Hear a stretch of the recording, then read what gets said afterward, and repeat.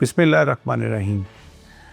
दोस्तों, जहाँ इस वक्त रमज़ान जो है वो अपनी पीक पे है और आखिरी अशरे में शामिल हो चुके हुए हैं और एक अमन मोहब्बत भाईचारे का पैगाम लेके जहाँ रमज़ान आता है, वहीं इस वक्त पूरा खित्ता जो है वो एक आग में जल रहा है। जहाँ एक तरफ इज़राइल और अमेरिका जो है वो मुकम्मल तौर पर ईरान के ऊपर हमला आवर हैं और ईरान उसमें अपने दिफा में पूरी तरह जुड़ा हुआ है, वहीं इस हमले से 3 दिन पहले 25 और 26 की दरमियानी रात पाकिस्तान के ऊपर एक बड़ा मुनज़्ज़म हमला होता है वेस्ट बॉर्डर पे, जहां अफ़गानिस्तान का जो तालिबान रजीम है वो पाकिस्तान की 53 पोस्टों के ऊपर बैक वक्त हमला आवर होता।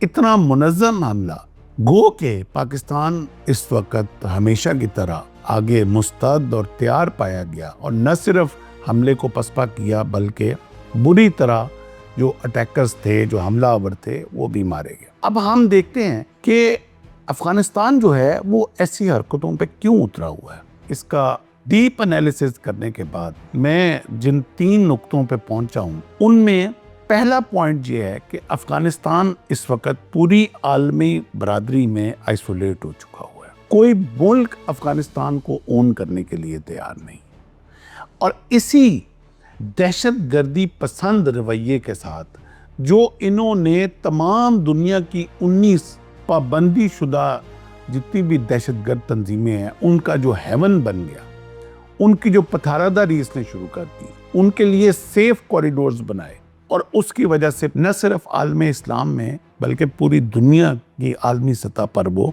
आइसोलेट होकर रह गया। इस आइसोलेशन और फ्रस्ट्रेशन की वजह से अब वो ऐसी हरकतें करने पे मजबूर हो जाता है कि जिसकी वजह से किसी ना किसी तरीके से उसकी न्यूसेंस और उसकी इम्पोर्टेंस जो है वो आलमी सतह पर हाईलाइट हो, ताकि उसको किसी न किसी जगह पे कोई स्टेक मिले। मगर ऐसे हरकतों से आप मज़ीद आइसोलेट होते जा रहे हैं, और इस दफ़ा पाकिस्तान ने जो जवाब दिया ग़ज़बुल हक़ की सूरत में, उसकी वजह से न सिर्फ आप आइसोलेट हुए बल्कि आप बुरी तरह एक्सपोज हो जाते हैं। जब 2021 में अमेरिका यहाँ से एग्जिट का फैसला करता है, तो जो गवर्नमेंट तालिबान जो कुलियन गवर्नमेंट तालिबान की बनती है, वो 19 डिफरेंट रिप्रेजेंटेटिव थे अफ़गानिस्तान में कौमों के, जो मिल के ये गवर्नमेंट बनाते हैं। इस एक्सट्रीमिस्ट रवैये की वजह से आहिस्ता आहिस्ता वो तमाम गिरोह जो हैं वो इस रजीम को छोड़ते जाते हैं। वो चाहे शुमाली ताद वाले हों, वो चाहे कंधार वाले हों, वो चाहे सिस्तान वाले हों, वो इनको आहिस्ता आहिस्ता छोड़ते गए।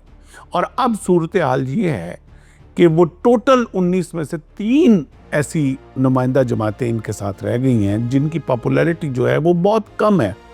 और अगर किसी भी तहलीने से अगर इसको कैलकुलेट किया जाए तो इस वक्त जो काबिल के ऊपर रजीम है उसकी टोटल जो पॉपुलैरिटी है वो 1.5%, या टोटल रिप्रेजेंटेशन जो है वो अफ़गानिस्तान के अंदर 1.5% पॉपुलेशन की भी नहीं है। और इस फ्रस्ट्रेशन के तहत जब वो अपने तमाम तर जो कुलियन एलाइज थे उनको ये रजीम उनको कटता हुआ देखता है, उनको अलहदा होता देखता है, तो मज़ीद आइसोलेशन में आता है, और उस आइसोलेशन के सबब वो इस तरह की दहशतगर्दाना कार्रवाइयों का रास्ता लेता है।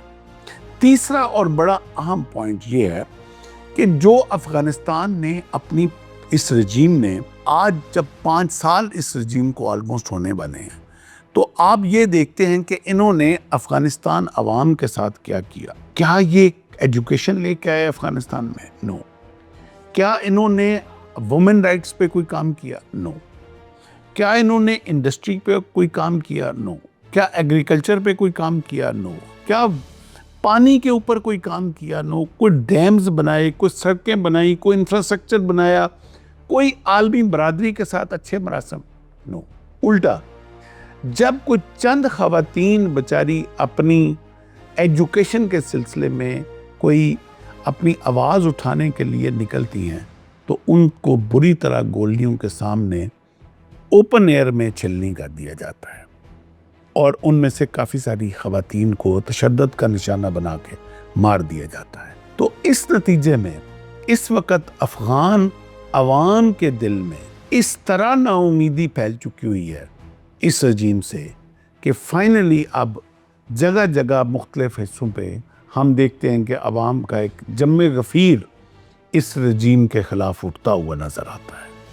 जहाँ इस वक्त ग़ज़बुल हक़ जो है वो एक अपनी तमाम तर अहदाफ पूरे करते हुए तमाम उन दहशतगर्द जो हार्बर्स थे, जो पनाहगाहें थी, उनको मुकम्मल तौर पे तबाह करने के बाद पाकिस्तान के अंदर और ख़ुसूसी तौर पे KPK बलूचिस्तान के अंदर एक अमन की लहर नज़र आती है। वहीं तालिबान का ये करंट रजीम जो है वो मज़ीद आइसोलेशन में जाता हुआ नज़र आता है।